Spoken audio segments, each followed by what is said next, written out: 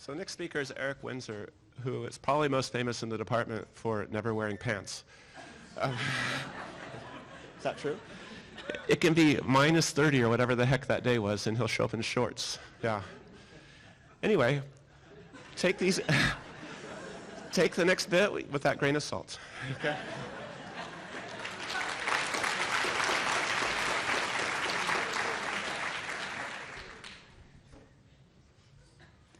I hate math. You might be surprised to hear it, but I'm not alone. 110 million Americans agree with me, according to an Ipsos poll. That's 4 in 10 adults. For comparison, 138 million Americans voted in the 2016 presidential election. If all of us math-hating Americans were to band together, we could enact legislation to abolish math from public school curricula. We could remove math from public discourse, and we could eradicate it from all of society. Now, you're laughing at this hypothetical disaster. My argument seems more like empty divisive rhetoric than the presentation of a serious threat. After all, the math-hating population has no singular agenda. It's not a monolith, and we can never perfectly unite to strike math down across the country. As math majors, we have the ability to analyze and criticize arguments, even if they use numbers and statistics. We don't have to blindly accept them. When someone tells us that 110 million Americans form a majority of American voters, we can think twice about the implications of this and the validity of this statement. The skill is by no means unique to math majors, but it is hard to come by. While the rest of the world is racing to acquire it, the US is falling behind.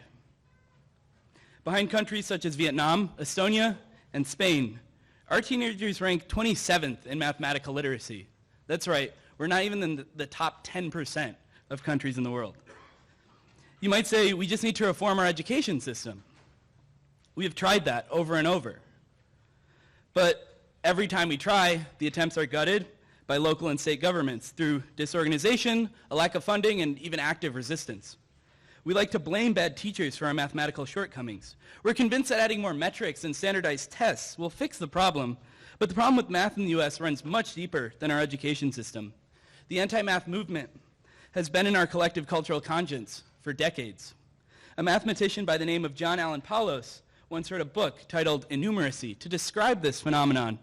Appropriately, innumeracy sounds like illiteracy, and like illiteracy in, say, English, innumeracy is illiteracy in the language of mathematics. But unlike illiteracy, people with innumeracy have a curious tendency to proudly declare it and embrace it, even receiving approval from others. It is tragic that Americans today are happily rejecting the most powerful and universal language ever invented by humans, one which has been discovered, developed, and utilized by cultures across thousands of years. All the while, mathematics is becoming increasingly central to our economy as well as domestic and foreign policy. We are rejecting math in the time that we need it most. How do so many people come to hate math, and is there any hope? Well, let me tell you about Ben. Ben grew up in a moderately sized town. His school system was not particularly bad, but it lacked strength in math and science. He had a few bad experiences with math classes, so he didn't particularly like math. His friends and family didn't like math either, so he was fine dismissing it. He did well enough in school and went on to college. There, he gritted his teeth through calculus classes and waited for the day he would never have to use any of this stuff ever again. He became a computer science and engineering graduate student here at the University of Michigan. One day, he told me about his research on optimizing data analysis of social networks.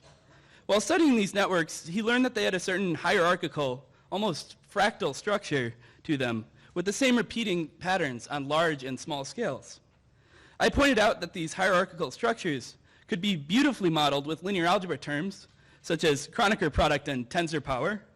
He was so inspired to understand these fascinating patterns that he restarted his study of linear algebra, which he had abandoned in his undergraduate program. I'm sure that Ben's initial experiences with math resonate with many people. What changed his story was the discovery of something in math that he found truly interesting and relevant to him. All of his negative experiences were outweighed by this one discovery that he found genuinely interesting. Today, we are surrounded by people who haven't had that moment of discovery yet. whether we are working a STEM job, creating art, or getting lunch with friends. Why should we math graduates care? Come on, I even said I hate math, right? I have to apologize because I didn't really mean it when I said I hate math. If I'm up late, or if I get a bad score on an exam, it's easy to say I hate math to express that frustration. I know a lot of you out here have done exactly the same thing. If I'm upset at toxicity or exclusivity or elitism in the community, I can express it as I hate math. As fellow math majors, we understand each other when we say I hate math. But when someone else hears us say that, they hear something different. They hear an indictment of math as a whole, a justification for their own disliking of math, a reason to not engage with math, a reason to push it out of society. And that reason is justified by our standing as math graduates. After all, we've spent years studying math, so if we hate it, it must be a bad subject. Like it or not, we are now ambassadors for all of mathematics. It is our responsibility to spread our knowledge and love for math to others. Whether we are teaching children, doing research, working in finance, organizing a charity, or writing a book, we are representing math to the world. That doesn't mean we can't be frustrated when math is difficult. It doesn't mean we can't see problems in the math community. It doesn't mean we have to force math on others. Rather, we should attempt to show others the power and beauty of math and inspire curiosity in them. We should do what we can to provide high-quality math education to those who do not have access to it by providing funding, political support, social support, or even volunteering. We should work to make the math community welcoming and supportive of people who are excluded from it. Most importantly, we should avoid reinforcing negative attitudes about math, especially around children. So next time you're frustrated, remember that you are math's best and only friend. Avoid saying things that could be interpreted as being against math as a whole. Be specific. Say, gee, that test was difficult, or I wish the community were more inclusive, or this deadline is freaking me out. Remember what inspired you to study math in the first place, whether it was patterns in nature, quantum physics, a computer game, a love of problem solving, or even a dog that understands calculus. Take that inspiration and spread it wherever you go. Write books, give lectures, teach classes, talk to friends and family, and change the world. Shout from the rooftops, I love math.